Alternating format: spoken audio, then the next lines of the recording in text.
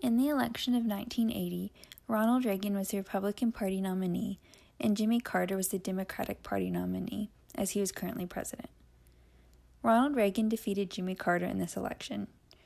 Reagan and Carter had very different political opinions. Ronald Reagan was successful in his campaign because of how he was able to change his political message through the media to interest the people voting in 1980. Carter wanted to cut social spending to fix the economic problems going on, and Reagan wanted to have tax cuts. Typically, Reagan appealed to the male voters, while Carter appealed to female voters. In Carter's campaign, he made promises to specific groups, such as the National Education Association. This was different from Reagan, as his aim was to speak to the whole country.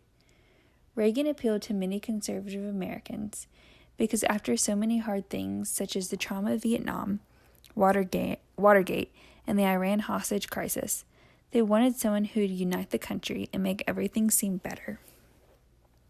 He appealed to these people because of all the promises he was making to them. He believed that he would be able to cut taxes, increase spending on defense, and balance the budget. As well as this, he even played on the racial and social fears of lots of white voters. Ronald Reagan ended up winning the presidency by a lot, as he got a big majority of votes from men, the southern and western region of the country, as well as a lot of blue-collar votes from the Democratic Party.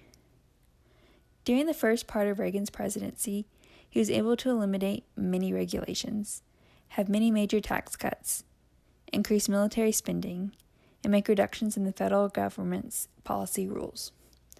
The Democratic Party was intimidated by what Reagan was doing. People within the Democratic Party had a difference of views of what they should do, and this caused lots of issues going forward.